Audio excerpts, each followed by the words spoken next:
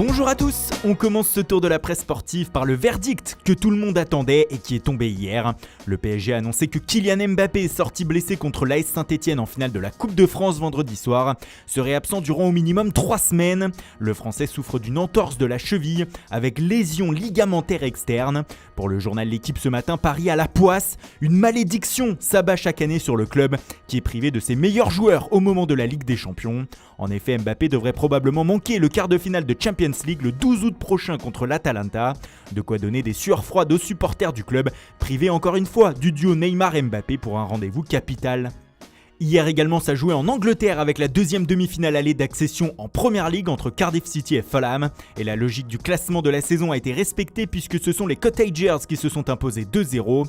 Ils prennent du coup une option pour la finale des barrages à Wembley comme l'écrit The Guardian. Le journal britannique revient aussi sur une autre victoire, celle de Jürgen Klopp. L'entraîneur de Liverpool a été désigné hier par ses pairs meilleur manager de la saison de Premier League en toute logique.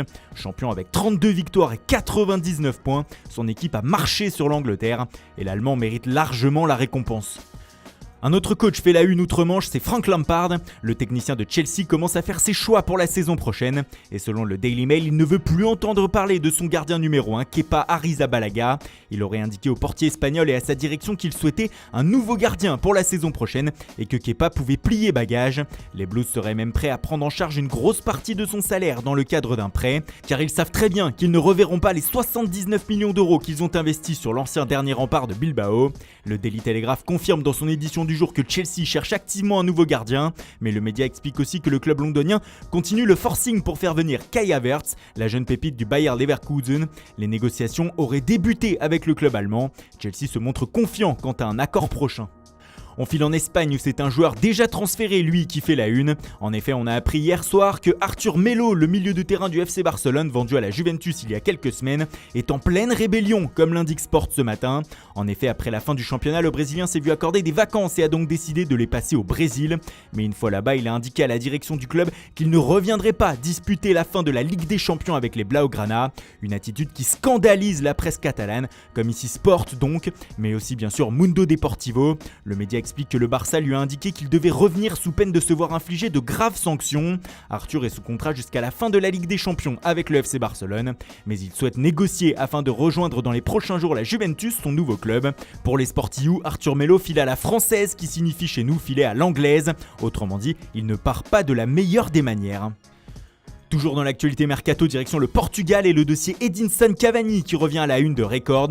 Selon le média Benfica, qui avait pourtant indiqué en fin de semaine dernière ne pas avoir l'argent pour recruter l'attaquant uruguayen, aurait lancé un nouvel assaut afin de le convaincre.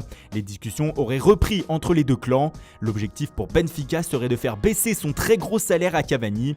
Libre, le Matador peut s'engager où il le souhaite depuis la fin de son bail au Paris Saint-Germain.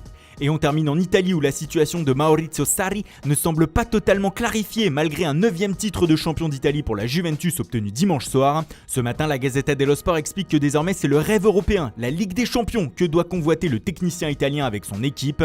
Pour le journal, le 7 août prochain, date du 8e de finale retour contre Lyon, sera un tournant pour le club turinois. En substance, si la vieille dame est éliminée, cela pourrait être la fin de Sarri à la Juve. C'est plus clair sur la une du Quotidiano Sportivo qui écrit « Le Scudetto suffira-t-il à Sarri ? Suffira-t-il à sauver sa peau ?» En clair, le championnat a été le minimum pour l'ancien coach de Naples et c'est désormais la C1 qui décidera de son sort.